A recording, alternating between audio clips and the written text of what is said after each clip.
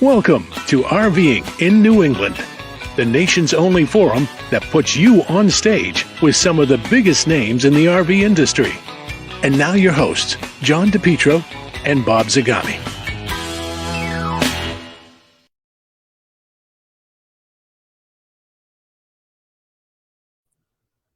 There we are. There it is. Yeah, that 5-second delay. That was why. I don't know.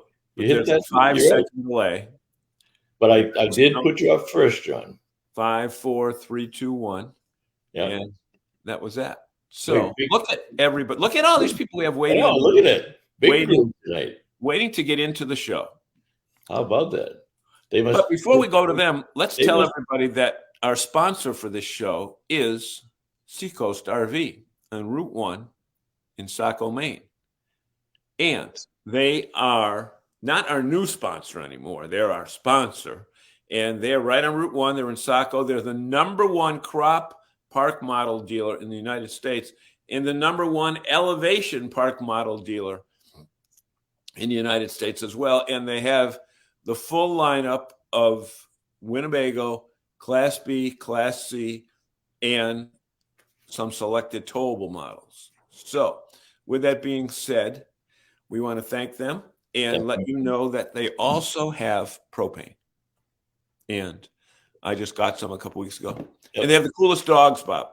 They have the coolest dogs. They have 3 black ones and a golden one. Speaking of dogs, there's Audrey Foley Egan. Not because she's a dog, but she has dogs as well. Yeah, you better watch Audrey, that. I hope you got the right way. Dante's on. Let's start up top, Zagami.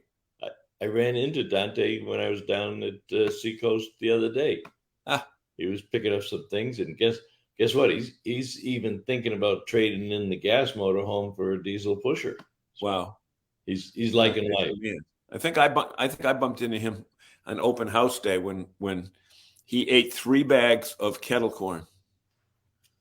All right, Don Hawes is headed back to Texas on Monday. Steve, good evening.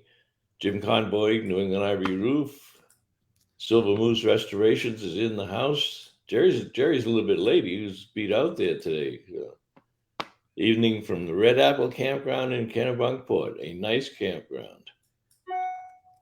And I got to tell, while Jerry's on, I got to tell him this funny story. On Tuesday, I was down at Majors. Now, Majors is closed Sunday and closed Monday.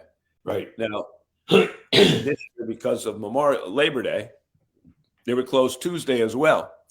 But I pulled into the lot, and there were 5 motorhomes backed into the customer spaces out front. So there must be people that had trouble. One was from New Jersey, one was from Iowa, and blah, blah, blah, blah, blah. And, we're just waiting for service when they opened. But I got on the phone because I wanted to go down to that auto camp place. So I'm on the phone, and I was probably there for 15 minutes. And there must have been 25 cars that pulled in, people walked right up to the door and saw that they were closed on Tuesday. Wow. And my wife, this is fun. We should have showed the camera.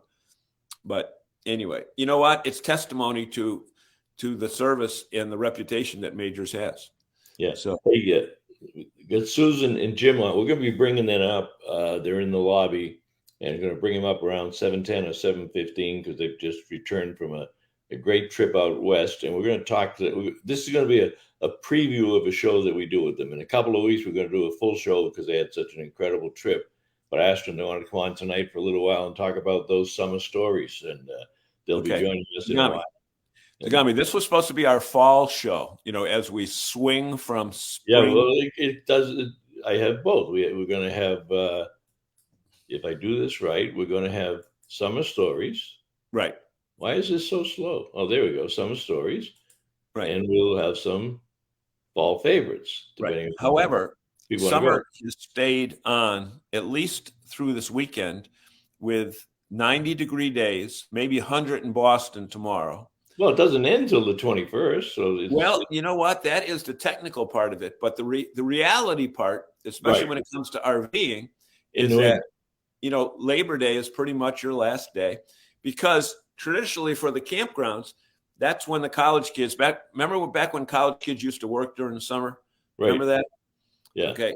They would go back to school, and then the campgrounds were short on staff. Right. Now they have people from all over the world working. But I'm wondering, for example, let's use Bailey's, for example, where they have so many activities.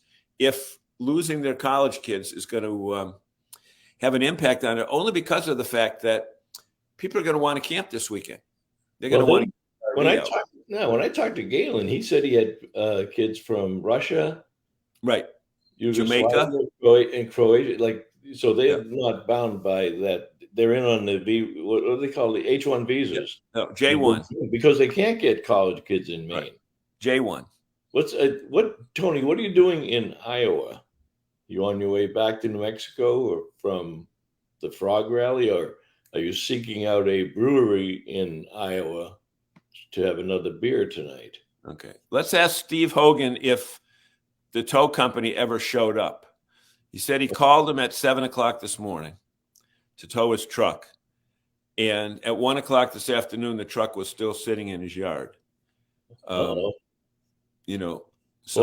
we got Susan, Tony, Maria. Good evening, guys. He's already at the Hershey show setting up units for next week's show. Oh, Kevin is there. Okay. No, he's there. Yeah. Okay. And Audrey says, you don't hear my summer stories. You don't want to hear. I think she left out want. I think she meant you don't want to hear my summer stories. Well, you know what? Of course we do, Audrey. She spent a lot of time along Route 128 on a Friday afternoon. I think 6 hours. When she started taking pictures, it was light out. When she got finished taking pictures, it was dark out. She had motorhome problems again? A couple times this summer. She had big problems. All right. Swenson, good evening, all from Central Mass. Central Mass. You heading back down here, Walter?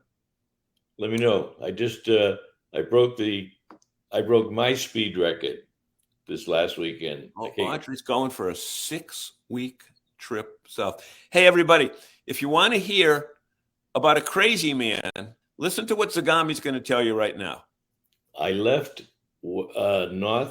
Northborough, Massachusetts at 4 p.m. Sunday afternoon. Now, right. And it's dark at 7:30, folks. Yeah. And I arrived at our house in Naples at 9:00 Monday night, 9:30. 29 and a half hours on the road, and I drove 22 of the 29 and a half hours straight through. Couple of naps in the rest areas, but see how you do with that one, Mr. Swenson. I say he's nuts. What do you guys think? Let me ask you. Well, let's ask our audience, Zagami. Let's ask our audience if they feel as though there are hazards driving at night on the interstates because of all the junk that falls off cars and especially off trucks and blowout tires and animals, et cetera, et cetera. Is it worth risking your life for a few hours? What do you think, audience? Talk now. I didn't see any debris. There was nobody on the road. Went over it. Didn't see it. Didn't see any deers, no buffaloes. It was the cleanest trip imaginable. Jimmy. All right, Jimmy Keen. Now, that's bad. Jim, I was going to bring you up in the program. I don't know. I may have to change my mind there. I don't know what Don Haas says. Walter Swenson. Yes, there are hazards, wild animals and tires. Well, I don't run into because I can see 2 miles ahead of me. I have such great eyes. Okay. We are looking at 3 a.m. on Friday. Is that arrival or is that departure, Walter? No, we're leaving. Oh, we're leaving. We're leaving at 3 a.m. on Friday. Now, Bob, at 6 o'clock, it's light.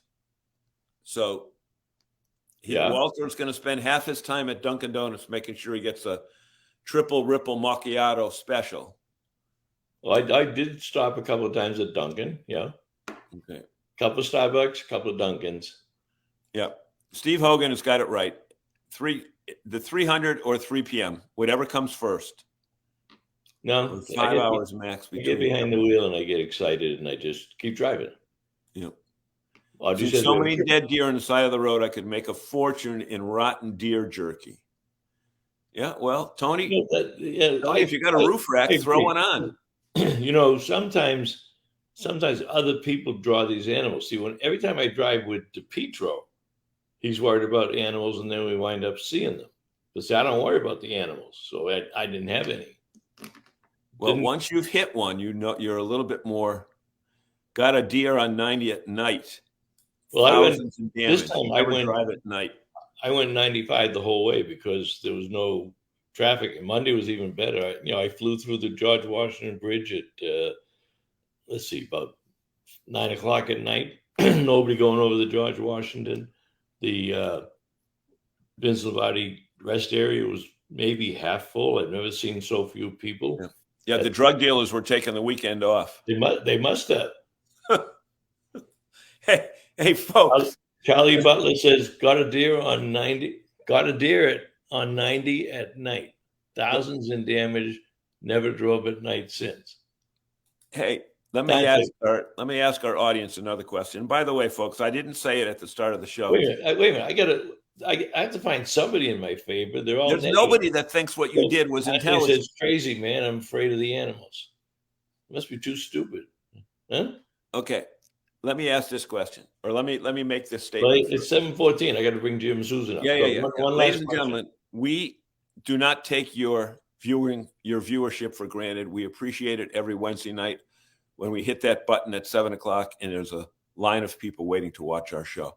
We appreciate it. We'll never take it for granted. However, let me ask you a question. So like it and share it when you have that opportunity. But what was the question I wanted to ask? See that? A simple flash of a picture on the screen and DePrito's brain goes dead. It takes less than that for my brain to go dead. My brain went dead long ago. I know what it is. Ladies and gentlemen, let me ask you this question. When you're in your car and you're doing a long distance trip and you have to use public restrooms, do you say, I wish we had the RV now? Okay.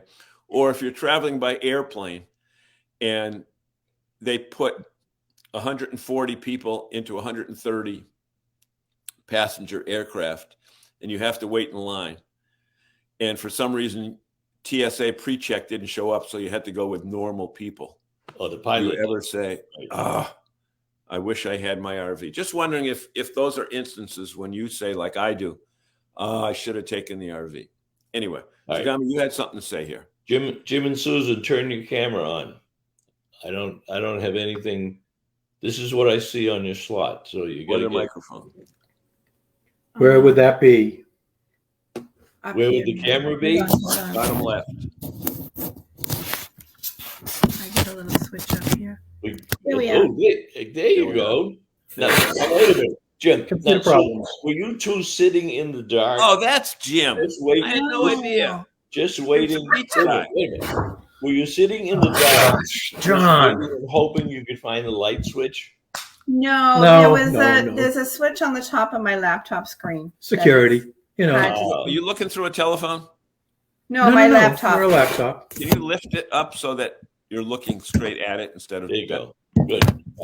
Jim, that's the first time I haven't seen you First time I've seen you without a yellow shirt on. Well, I got some yellow. But Yeah, I know, but what is It's that? supposed to glow in the dark. What is that? A radar detector? A No, fallout no, shelter? we were in Arco, Idaho. Yes, it wasn't the highlight of our trip, but it was there. Jim, some people may not know that you are one of the most respected RV salesmen in New England. You I didn't know that. we didn't tell you that. Chad didn't know that told either. you something else. But explain. Thank you very much. Tell us where you worked and before, and then about your retirement and hopping out on the. Yeah, I've had 4 different careers. The most recent one was in the RV industry. I spent better part of 10 years selling RVs, one for the big blue company that I don't like to talk about, and the other one with the most glorious years was for Chad Shepard at Pete's RV. I walked into the dealership the day he purchased the Massachusetts store. I was his first hire. He never hires older, experienced people, but I was an exception. And I had a great time there. I really enjoyed it. Met some really fantastic folks, got to know a lot of things about the RV industry. And as a result of that, we ended up purchasing as our retirement a Precept Prestige 36U, which is a 38-foot Class A motorhome. And we have been flogging the daylights out of that for the last 2 years. We've got 20,000 miles on it. And our most recent trip was the one that we're going to talk about a little bit. Well, Jim, I give you guys credit because the clock is ticking. I don't know if you'd agree with me, but when for some of you. I had to start living what I was preaching because tomorrow's never guaranteed. Don't wait for it. It's now or never. And of course, our good friend Jimmy Buffett, he told us all about it. Everything, like Susan says, everything you need to know in life is in a Jimmy Buffett song. That's right. Yep. That's right. So where are you speaking to us from right now? 3 Field Street, Taunton, Mass. Oh, you're back home. Yes, we've been home for a couple of weeks. Oh, okay. And we did still haven't got a haircut, but that's okay. No, that's tomorrow. We both you said you walked into the store and you were his first hire, and you said you don't normally hire. He doesn't normally hires young people. You said you were his first older hire. No, I never worked for Karen. Well, you didn't work. Oh, okay, I thought you did. Okay, so you came in right at the turnover. Yeah, the very day. I actually the lawyers pulled out and I pulled in. I was there to see Riney. Riney and Greg. They were working there, and I had left the business. I was done with it. I was up to here with it, and after a couple of conversations with the folks at Pete's, I re-upped, and it was the best thing I ever did. Well, you were at the other store down in Route 107, or where Marty's used to be. Route 1. Oh, 140?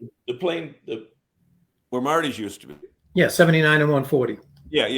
Myrick, Mass. Yeah, the old Nissan dealership. So what did you do before that? Me? Oh, yeah. I was a mechanical engineer. I was a software engineer. I had my own business and ended up in the RV industry. So, like I used to tell my customers all the time, my knowledge is a mile wide, an inch deep. If it had been a mile deep and an inch wide, I'd be a rich man. Yeah, but it's kind of nice, Jim, to see somebody who's sold them for 10 years have enough confidence to go out there and buy it and actually live the life. Because we know, and you know the stories too, there's many people selling RVs who've never been in a campground, never mind being in an RV. They just happen to sell them for a living. So what you brought was real world experience. Yeah, we camped with our kids when they were little. I mean, I grew up camping. Jim, when they came here, he grew up camping. We had a pop-up. We drove the living daylights out of that with our 3 boys. And then they got to be teenagers. And I think it was a mutual decision that we didn't want to hang out with each other for a while. Susan, what's it like spending 24/7 in 360 square feet with that man to your left? It's not. It's. You're saying it's not as bad as you thought. That's easy questions, don't you, Joe? No. It's Let me think about that. It's been good. We did end up. We basically pulled a Forrest Gump the last week of our trip and just turned around and came home. We had enough. We'd had enough. We had seen everything. We were kind of trying to figure out things to do in the Kentucky, West Virginia area. And then we said, let's just go home. We can come back. Yeah. Now, are you planners? Like, did you have every second laid out for a month, or did you just say we're going? He's the engineer, Bob. No, it was me. It Yeah, was but if me. he's an engineer, are you, Susan? What is your background? A little Corporate bit of paralegal. everything. I worked my last career was a corporate paralegal for State Street Bank in Boston. I did a lot of their corporate governance work there. Okay, there you go. Office work. I had gone to nursing school when I first get into college and stuff, and we decided to kill that and have So you're kids. saying you were the detailed one, Susan? Oh, absolutely. You had Absolutely. Jim is Did you much have- more fly of the seat of Jim the just Every wanted to day know where the planned. next Morning was brewery- doing this. Afternoons. No. Spots. No. We put our, if you listen to the people that do the content development, we put our anchors down. We knew where we wanted to be, and we estimated how long we wanted to be there, and made arrangements to be there at that time, and then kind of filled in the details for that area. So, Golkar? we were in 17 different states. We did 6 national parks, a whole bunch of monuments, a whole bunch of state parks. It was a great trip. 7,200 miles on the motorhome, 4,800 miles on our Toad, which is a Jeep Cherokee. So we did about 12,000 miles in just over 8 weeks, almost 9 weeks. Jim likes That's to drive. cool. I do like to drive. I'm not That's as crazy cool. as this man. I used to be 40 years ago, but not anymore. Yeah.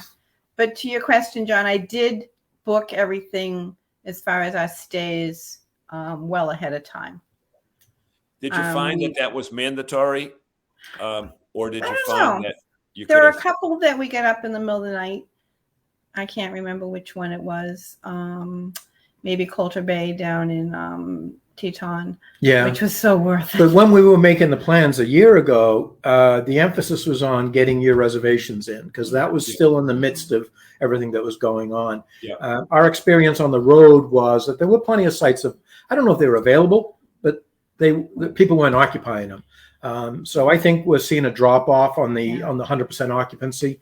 That's just an observation. That is not anything scientific. I know KOA has some great numbers on that, but I think we're going to start seeing more normalcy in getting campsites. I liked doing it ahead of time because I've been home for the last year while we were planning this trip. I retired last June, but I liked not having to think about that day in and day out where we're going to be.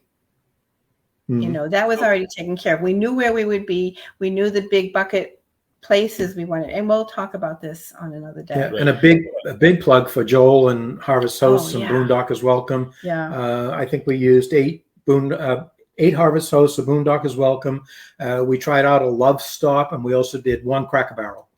Did you do the Loves with the hookups? Yep. Yes. It was good. What, Very good. $40? It was $40. 46, Yep. I think. $40. Yeah, with the taxes and everything, it was like 46. Full hookups. You had to disconnect the Toad. Yes. Yeah. Right. Okay. Yes. How many units at that place? Because I've stopped at one in 6. Cleveland. 6. Okay. There's Could you another hear one that trucks has. coming all night long, or could you? No, the trucks. So you know how a Love's is typically set up. The front is gas and the back is diesel. Right. So they set up these 6 sites in the gas, in front of the gas pumps, closer to the street. So it wasn't horrible. It was great. It served the purpose. It was a night that was like between campsites, so we filled it with the Loves, and it worked out great. Yeah. So what would you guys say in the limited time we have left before Zagami throws you off, to the people that are watching the show right now, saying, maybe next year, maybe in a couple years, maybe blah, blah, blah, blah, blah, versus, damn it, do it now. Damn it, do it now. Yeah, it's. I've been preaching this for 10 years, and yes, to make a sale, but also to work as a consultant. We don't get yesterday back. We'll never get yesterday back. And who knows if tomorrow's going to be as good as the day after that. So you just, we're both 67 years old. We've been retired for a year. We're putting miles on. We don't know how long this is going to last. We hope it will last for a long time, but we're all just a heartbeat away. I was at the cardiologist yesterday. We're all just a heartbeat away. He's good though. But everybody's story is different. Everybody's situation. It's not just, older folks like us or young older folks like us. Older folks. Yeah, it's families. It's people that have multi-generational responsibilities. I still have that. It's just, you do you. But don't spend all your time just thinking about it. Do what you can. Yep. Do what you can. You don't have to be fancy. I mean, we packed lunches. We had breakfast. No, Jim doesn't eat breakfast. We had, we ate meals in the coach. We ate some out. We ate outside. We did not scrimp. Yeah. I must have been in six quilt shops along the way and had a blast. T-shirts and stuff. Very little souvenirs. Because the kids don't think that's important anymore. Big question. Major question. What? Stop at any Buc-ee's? No. No. They weren't in this area. No, we did didn't once. see them out west. We saw a couple under construction, but we didn't see any that were completed. Yeah. Yeah. So, and what was your route again? what we did was we don't do New York City, Bob. Sorry, we're just not doing anything near the New York City. So we go 90, 84. Yeah, but 84 to 81, 81 dropped down to 80, 80 to Chicago. Then we picked up 90 into the Montana, Wyoming area.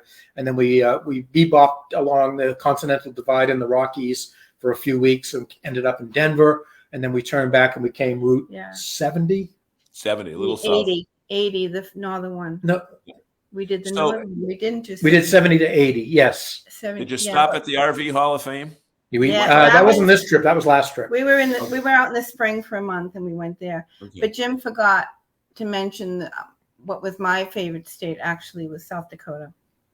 Why We is were in that? the Custer State Park area for a week. And that was our longest stay in one place. And we did Badlands. No, we did before that. We did Badlands. And then we did Custer, everything around Custer. Rushmore, Sturgis. Every gravel dirt road we could find, we drove, like all the way up to Spearfish Canyon, across to Did you meet Christy Nome while you were out there? Sturgis. Was Sorry. the motorcycle event going on when you were near No, Sturgis? we were there about 2.5 weeks before they were just starting to gather. It was a ghost town. But you drove through it. Yeah. We got You to see saw it. the silver antler. Had to go through Yeah. and take a picture. The Right. broken Yeah. spoke. Yeah, the space was incredible. We've never been across the Mississippi before in our life driving. We've been to California. We've flown, but we've never never in a done a trip road like trip this. west of the Mississippi. So Wasn't that the trip from hell going from Gary, Indiana over to way on the southern side of Chicago? Wasn't that holy hell? That bad. that's pretty. Yeah, I mean, I can tolerate that, but when you get into Indiana and Illinois, what the heck is the speed limit? Oh, They have one for 70s. trucks, one for motorhomes, Yeah. one for vehicles, one for nighttime driving. One of you've only got 6 wheels. One of you've got 12 wheels. Yeah. It's crazy. Plus, they still have the toll gates that. No, we didn't see any of those. No. They're You gone. didn't see You didn't those get in You Indiana. didn't pay fast enough to get hit by one? No. Going back to your point about Jimmy Buffett and doing it now, Yeah, do it now. I think that was the thing that hit all the parrot heads when you woke up on Saturday morning and realized that he was gone because he was just that figure that was going to be there He's forever. larger than life. Yeah, and he would always be there. You never, even though we started to see indications that he was sick, and he was being treated for 4 years at Dana-Farber. Yeah. We ran into a bartender in Cody that was Wyoming? connected with him, and Wyoming? he was part of the Yeah, they had a Cody personal was cool, relationship too. of some sort. But he was talking about him being ill. But anyway, so that's our short story today. Okay, so We're unpacked and we're packing up. We will be in Florida for the winter as of the beginning of November. Where are you going? Where are you going to be down here? We're going to be in Summerfield, which is it's between Ocala and the Villages. It's right next to, That's believe it or horse not. country, right? Yes, Yeah. yes, it's right next to a Camping World. We have friends that live in the Villages. We stayed there last fall At this for a few resort. days, and we were at one that was farther out in the boondocks for about 10 days after that storm that went through. But we ended up with this one. We we have dodged friends. this I'm home one. for Christmas for a little bit. I'm down at They're Del also Webb, Naples. RVers. So Yeah, and Jim will come home for shows. Yeah, I'll be catching up with Horky in a couple of days, in a few days. yeah. Are you working in Pennsylvania? Yeah. Yeah, Oh, I'll see you. I'm gonna do the show with Pete's. Yeah, I'll be in the Jayco display motorized. Okay. We'll see And you you'll be able there. to I'll speak just the- look for the yellow you'll shirt. Speak the truth, Jim. You still got him. I'm going to. I always do. All Oh, right. that's the way to do I'll it. tell you what. One thing about it though is that I've learned is selling them's one thing, and listening to everybody's stories and getting all excited and seeing the pictures of what people are doing. It's totally different when you do it yourself. We were novices. That is going to make you a better salesperson, will it not? I think it will. At the end of the day, I think it will. You will. Yeah. Besides the fact that a lot of the screws are too short for what they're trying to attach to. Yeah. Isn't that amazing? If besides having waste management problems, that's one of the biggest complaints, that they don't use long enough screws. Or the right screws. Yeah. Yeah, the right. I mean, you think, hey, that's a simple thing. Right. That's an easy fix. Look at the warranty money it would save. Yeah, exactly. God bless She her. handled very well. She handled very well when we were traveling. We did our highest point on the road with her was 9,660 feet as we came in from Bighorn in the Black Bighorn in the Black Hills. We came in from the Black Hills to the east side of Yellowstone to get down to Teton. Did you my break favorite. down at all, or have any roadside issues? No, knock on wood. We had a broken windshield, and Progressive Insurance was fantastic. They arranged to have the windshield shipped to Denver when we were going to be there, and they installed it in Denver. That's great. Yeah, it was good. That's great. That's How'd you really like going down those mountains between Yellowstone and Salt Lake, or did you? We didn't get to Salt Lake. No, didn't not get Salt that far Lake. out. We did. We were in the Rockies. Just Denver. Yeah, there's a certain pucker effect there, but you get used to it. I mean, you're driving a gas unit, right? Correct. Right. So you could only downshift a little enough. Oh no, you'd be surprised. These new transmissions are incredible. Yeah. I've driven hundreds of motorhomes over my career, and this new 6-speed and the V8 Godzilla, it's a great combination. Really? It's a great Well, combination. that's It's why I still think not a diesel. I'm not going to take that away from the diesel folks, but Yeah. you know what? It does the job. Susan, you should apply for a job at Pete's, and just Hey, we just spent 2 months together. No, we thought about it because we're leaving tomorrow to go to a wedding down the Poconos. Jim's nephew's getting married, and but we're going to come home first, and then he'll go down to Hershey. We were supposed to be out until like this past weekend, but like I said, we got home sooner, and we had thought about just coming up to Pennsylvania, hanging out in the Poconos, going to the wedding, and then heading back to Hershey and hanging out there. In fact, some of the administrative staff there that I've gotten to know as well. So yeah, I'll put you to work, but I'm glad to be home. I'm glad to be home. I'm All gonna. right, so pick out all your pictures, and we'll Yeah. have you back on within a month. Glad to Okay. see you had a wonderful Yeah. time. And, Great. Yeah. drop Well, it down. catch up with us. Catch up with us in the meantime. Okay. Send me a message and let me know what you're We'll expecting. pick a date. A Wednesday, Okay. definitely be a Wednesday night. We'll pick a date. Yeah, sounds do it. good. So you Date. have to go back. Ed will definitely want you wearing a yellow shirt. Right. Yeah. You have to I go will. back to the audience now as we get into our Okay. commercial. And if anybody's going to be in Hershey, please stop by and say hello. Huh? I'm just saying, if anybody's going to be at the Hershey show, please stop by and say hello. I'd love to Absolutely. chat. Go see Jim at Pete's. Okay. And if you're All right, buying, guys. definitely come see me. All right. Take care. Yeah. Thank you very much. Thanks. Bye, guys. See you soon. That just brings us right up to the time where we need a commercial for our friends We at do. Let's Seacoast RV. let's do Brit. No. All right, our sponsor is Seacoast RVs, and I'm with Kendra Smith here today. And Kendra, talk about service in an RV dealership and why it's so important. Service after the sale is a huge, huge deal. You have to make sure that if there's anything that you need addressed while you're planning on going on your trip, or when you're actually on your trip and something unfortunately happens, you need to know that you have somebody that will back you and take good care of you after the sale. How about preventive maintenance, having customers come back at a regular time? Because RVs are unique, they're handmade, it's like driving your house down the road. So how do you instruct the customers on what their responsibilities are on preventive maintenance and what you can do for them if they're not talented enough or just don't want to tackle it? Well, I mean, beyond the spring opens or your winterizations, which obviously winterizations are extremely important, We help with resealing roofs. We help with greasing and servicing wheel services. We do a lot of that kind of maintenance stuff, checking your tires, things of that nature. Just making sure that you're ready to go, or that you're prepared for next season, basically. And for the do-it-yourselfers, you've got one of the largest parts and accessory stores, certainly in Maine and on the East Coast. So talk about what they can find here to do these jobs themselves. They can find everything here, and if they can't find it here, we can order it for them for sure. All right. Kendra, thanks very much, and appreciate your sponsorship of the show. Anytime. All right, we are back. Let's check quickly. I want to make sure we didn't leave any stories on the table here. Oh, there was some good stuff here. Let's go way back to Randall's here. What time? Randall Murray at 7:22, but go back to Hockey. 7:14.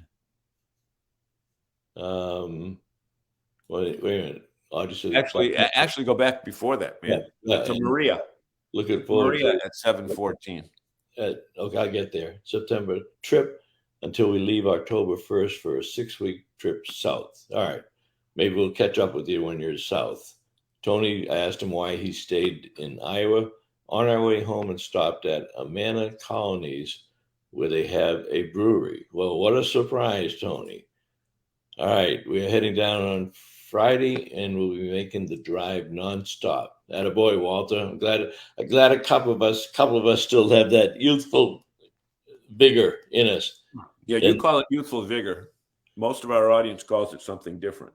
Well, as I told you the last time, when I told my cardiologist, the last time I did this, he said, that's what kids used to do when they were 19. 79-year-old guys are not supposed to be able to do that. But I wanted to prove him wrong, so I did it a second time. And a third.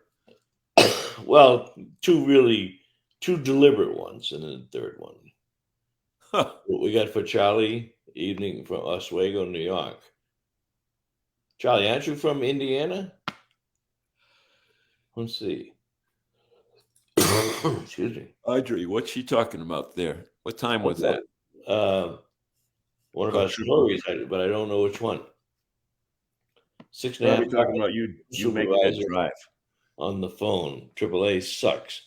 Oh, dear. Sorry. What do we got? Jim. He is nuts. He's talking about me, I guess. Okay. Yeah. Maria says, we drove like that for years, and now we just take your time.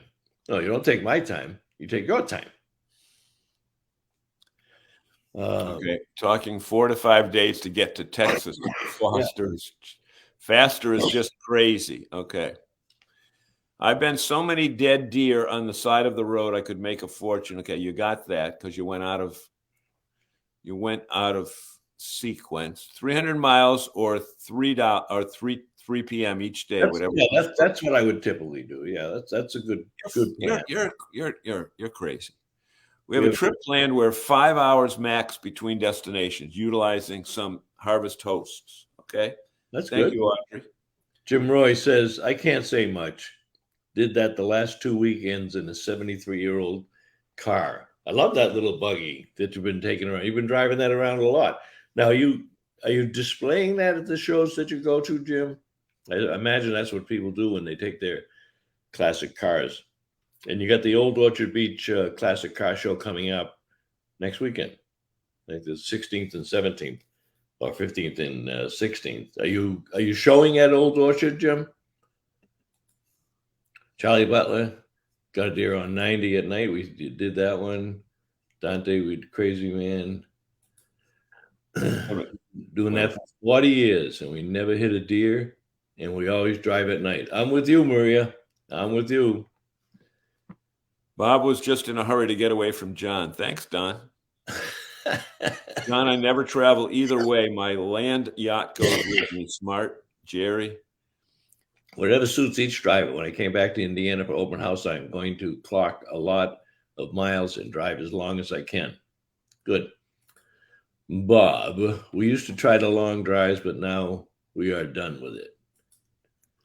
John, I never travel either way. My land yacht goes with me. I said with cars or airplanes. Oh, okay. Yeah. Jerry, the first town lit by nuclear power. I don't know. I'm not sure what he's talking about. It would have been a long time ago, that's for sure. The first town lit by nuclear power. Anybody else guess what that might be before Jerry tells us? Because you know he's going to tell us. No, he's out checking his fireplace now. Tony, absolutely. R.I.P. Jimmy Buffett. Been some great testimonials to him, and Kenny Chestnut did the ocean song there on the beach of Key West the other day. They had a parade down Key West yesterday for Jimmy. Greetings from Kansas City. What the hell are you doing in Kansas City, Doherty? That's interesting, because he's going to be doing seminars at Hershey also, I think. Pretty sure he is. And Randy Murray. Hey there, all. This is Randy's chance for a couple of days of rest before he gets down there and takes care of the Hershey exhibit for Pete's RV. I'll bet he's got a long week or 10 days in Hershey coming up, right, Randy? Oh, they sound like Bob and I. Bob's in charge of transportation, and I'm in charge of the rest. Yeah, that's a good plan. That works for me too. Campfire is going. Have a great show. Oh, that's what he's doing. And amen, Jim and Susan. That's when they said, "Do it now." Yep, no question. Wow, what a great trip. Yeah. Tomorrow's never guaranteed. I totally agree. Just do it. Spent 4 weeks in South Dakota. 4 weeks? Wow. What are you doing? Applying for a job with Christy Gnomes? Come on. That's a long time. Hit me like a ton of bricks. I still haven't been able to really listen to it. Oh, Jimmy Buffett. What a great guy. Lots of people I know actually knew Jimmy. He was apparently very cordial to everybody. Some of the stories are fantastic. Several motorhomes to Buffett concerts. So sad. I followed him since it came out on a reel-to-reel. Oh, wow. What's my throat tonight? We brought several. Okay, that's that. And Jim Conboy. Run into the screw issue every day, which is why we remote and changed out every screw specific into its application. Yeah, I've seen you post that before, Jim. Yep. 7th. Yep. Remove them. Tony Slater saying new RV is screwed up. Not necessarily. Well, Mr. Cyrus, Hooky is not setting up. He's playing golf. LOL. See you next week, Kevin. A little bit of what do you call it? Shop talk. Little jealousy, little shop talk. Shop talk, yeah. And who's in the Winnebago display? I just communicated with who was it? I can't remember. Wait, Dwayne, who's the influencers that are going to be in your display? I saw something go across the board yesterday on that. Went to the show in Rhode Island and to Montreal. May hit the OOB. I want to take over a couple of comments while I get rid of this cough, John. Okay. Tony says, "Oh yeah, wish I had been in Key West. I'm a big Jimmy Buffett fan." Chris Doherty says he's training at the Cummins Power Generation in Kansas City. Okay. Susan says Arco, Idaho, just like Jim's shirt. Okay. Peggy says that works for us too. I plan and Tony drives. Don says we left our motorhome in Texas and we will hurry to get back to save on hotels. Oh, they're up here without the motorhome. Dwayne doesn't know who the person is. So they'll have people there. And, one of the things that you need to keep in mind, folks, is that if you've got an issue with your RV, a lot of times we have factory people watching this show, and they would call Bob or I after and say, "Hey, have that person get to me directly. So we don't want to get involved in too much stuff, but if you have a major issue, we'll try to help you out as much as we can.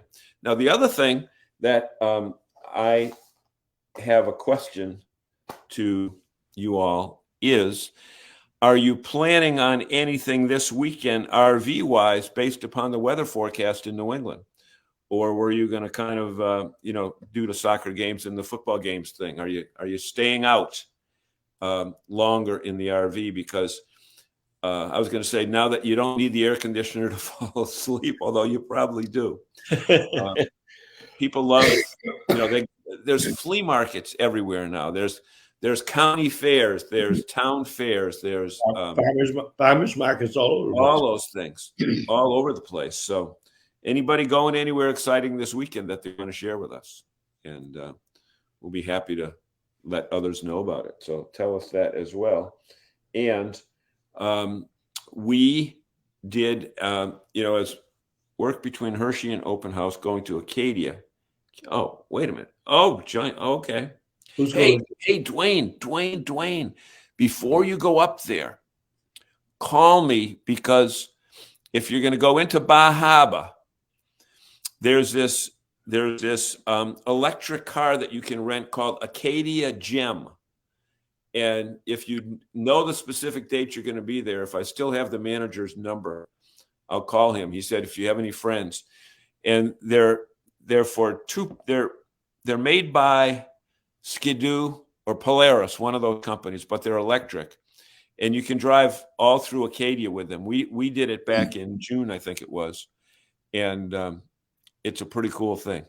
So if you have that, okay. So he's saying between Hershey and Open House, yeah. Yep. There's that 1 week, and now they charge to park RVs down at the little park, which they didn't used to. Now they do. So at Acadia? Yeah.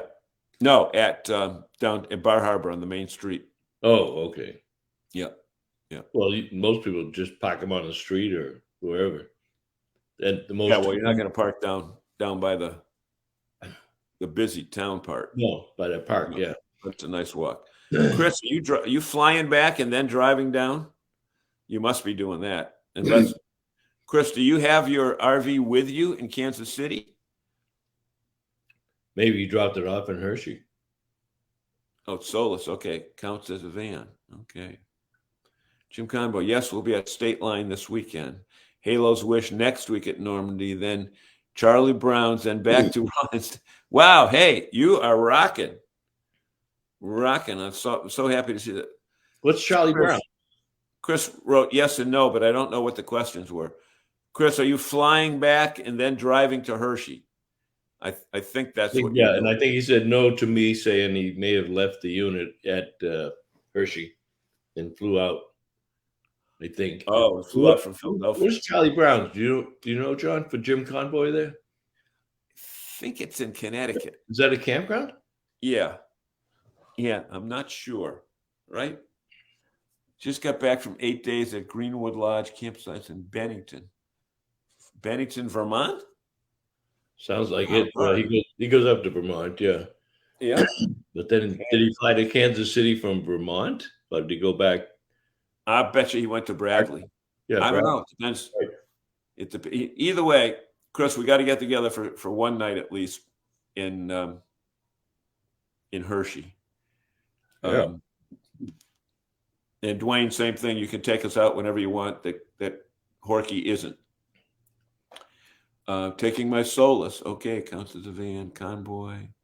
So, question. I did a report or interview with David Corse, who has a show called Glamping USA Americas. It's a trade show, and the interview was very interesting because it's all about the glamping industry and its manufacturers, its suppliers, and they have all these structures. But you say they get people from like 40 different countries coming around, and the audience for this show is about 1/3 investors who are building or own glamping resorts, 1/3 people who own regular campgrounds and thinking about adding glamping facilities, and 1/3 are people who are looking to invest in a glamping thing.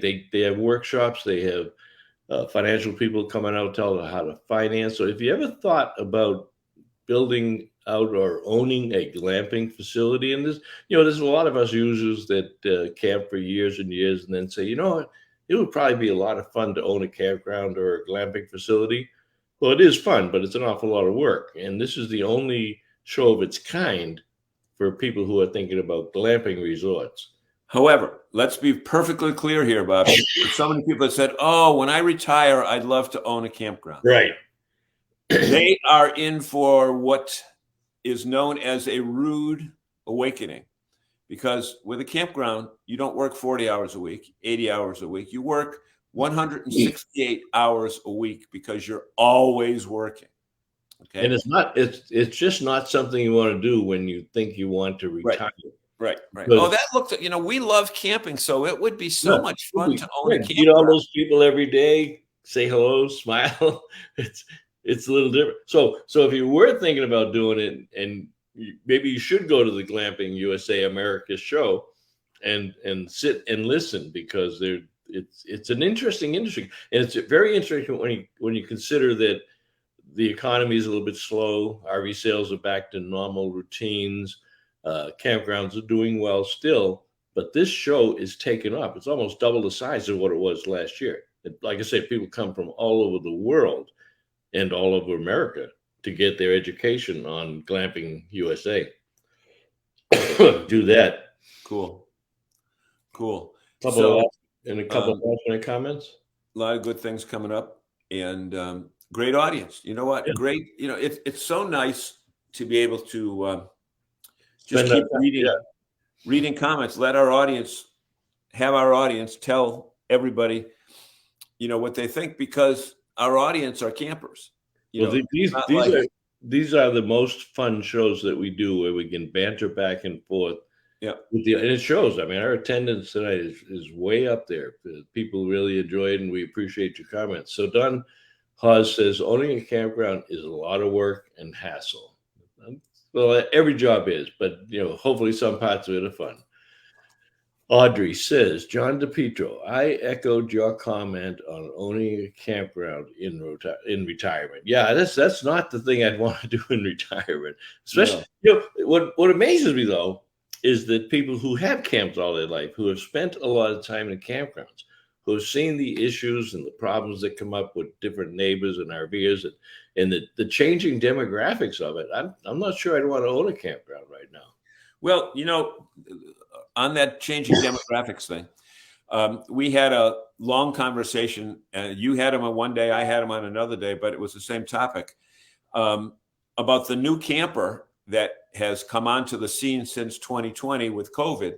And the person I'm referring to is Galen Bailey. And he said there were plenty of people that came in the summer of 2020 that we kind of had to let them know that quiet hours existed, because they thought a campground was like, a hotel room. You could raise as much noise as you want all night long. And, the Old Orchard Police Department or Scarborough, Scarborough or whatever it is. Yeah. So they thought it was party. They thought it was Party Central. They thought it was Party Central. And he said, once you tell them they're all nice people, especially the ones that came up and rented, it was a little bit different demographic than the ones who came up and owned their own unit, because they were a little less aware of their surroundings. Well, I posted this week. I shared a post from Normandy Farms this week, which was a little bit disturbing. The post was fantastic, but Normandy Farms had a couple of glamping sites free up for Labor Day weekend, so we shared it on our Nerves site. And it was 3 nights. It was going to be $956 on a glamping site.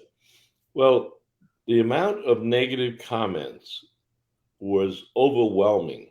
And I don't know if it happened when they posted it on the Normandy Farm site itself, but people complaining about the price. And I think one of the disparities that we have in the outdoor hospitality industry is the people don't reflect what happens in the indoor hospitality industry. There are many there are hotels in downtown Portland, Maine that charge $800 a night for a hotel room.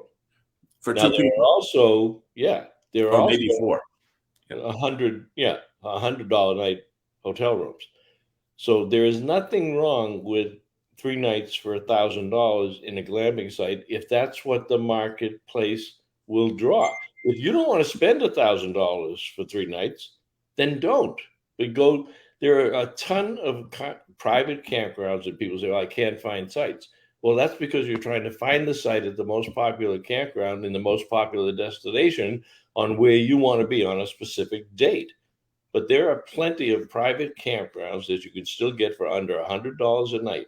And that's why KOA, spread their units apart. They got Journey, they got Holiday, they got Destination, different pricing. But I was totally amazed at the number of negative comments. And my assessment of it is those are the new COVID campers, that they have not been camping all their life. They have not, that they don't understand the difference between $100 a night for a campground and $1,000. So am I all wet? Or would somebody else interpret that the same way? I thought it was a sign of, some discomfort with the camping industry, but perhaps from people who have not been camping a long time. Those people are trolls. That's a good point, Steve. It was really strange. Susan says Wow, we had had lots of sites for $50 or $60 a night with hookups. That's interesting. Yeah, that's great. Wow. Yeah, and they have a big unit. I think. What did you say? 38 foot. 38 foot on the Draco. Yeah. Yeah, and then you add your toad onto that, and you're Right. you're And 50 you feet get long. 20 feet, so you got 55, 60 feet. We've been involved in campground management for 20 years. It is a lot of work, but a lot of reward. Okay. And oops, what did I do? I thought I wanted that one. No, you're going the wrong way. Heck, would you come? Going the wrong way. Yeah, that's it. Yep, a lot of sites for $50, $60 a night with hookups. Okay, here we go. Some with work camping opportunities. If this is not what you are looking for, that doesn't mean it doesn't work for some people. That's a great point, Don. Some people want to go to campground. They've worked all of their entire career and they don't want to work anymore, so they're not going to take advantage of the work camper opportunities. While others say, well, it's a good way to subsidize our travel, get the free site, get some hours in under your belt, pay for your travel expenses. Everybody's different. And as Audrey says, Normandy's a great campground with incredible amenities. They even offer dog sitting. They got dog sitting. They got massages. They got spas. They got at least 3 or 4 pools. Yeah, That lodge, a remote control car track. I mean, you're not going to get that at some other campgrounds, but that isn't for every camper. So if you're rustic, I mean, I point people to one that we were permanent at for a seasonal site up in Scarborough, Maine, the Wild Duck Campground, before I went over to Seacoast Resort. They only had 55 sites. They had absolutely no amenities. There was no pools. There was nothing to do. You could rent a kayak. You could rent a canoe if you wanted to go down the river. It was very quiet. On July 4th, with every site filled, you didn't hear a sound. And it was less than 100. Back then it was probably about 50 or 60 bucks a night. So you can find that. Yeah, the great thing that we've always said about RVing and camping is you can find an RV to fit your budget, whether it's a pop-up or a 45-foot diesel pusher. You can find a campground, whether it's a rustic campground in the middle of the woods with no amenities, or you go to Normandy Farms or Bailey's Family Camping Resort and get every imaginable amenity so that you and your wife or spouse can sit down and the kids can run off, and they run off after breakfast and you don't see them until it's dinner time. Yep. Hey, we got one final comment from Dwayne. Actually, 2 of them. 3 of them. Nope. Okay. Lots of options for folks these days. Many don't choose campgrounds. Hey, whatever you want. The amenities offered come at a price, and they're often very enjoyable, and folks are free to choose. Ambassador Kenny Phillips and Kevin and Patricia McCabe from RV, There Yet show. Not sure of their schedules. I don't know what that means. That I think it may have been Patrice and Kevin. Yeah. Kenny Phillips, Kevin and Patrice McCabe. Yeah, it may have been the McCabes that do their television show. I can't think of the name of it right now. What would it cost? An RV with sites for 3 days more than 900, I would think. Yeah. Yeah. What did Sheri tell us last week? An average motorhome rental would be about $1,700 when you put in all the taxes and everything. You want a budget in, some want the Ritz-Carlton, exactly right. Yeah. Discovery Channel show. RV there yet? Oh, okay. That's Patrice, yeah. Yeah. Okay. Another great show. Thanks, as always. Thank you. There's a lot to be said for having your bed and your potty and your kitchen and food. Well, and your own beer, too. I knew the beer had to be. Look at, we got a flourish here at yeah. You're right. Everybody and Patrice are great. I know Winnebago sponsors the show. Campers in RV is one of their sponsors. Also, it's a great show. And they're down here, they're headquartered down here out of Tampa, Florida. Well, all right, we're 2 minutes over. That means the night is over. And we will catch up to you next week and have some fun stuff for you. Thanks, everyone. You're a great audience tonight, and it was a great time. Everybody. Let me run us out of here with, oops, wait a minute. That's not what I wanted. I did want to thank those folks because they're so nice to us and being our sponsor. And we will close it out with that. This edition of RVing in New England was a presentation of the New England RV Dealers Association. Thanks for watching, and be sure to like us on Facebook, YouTube, and Instagram.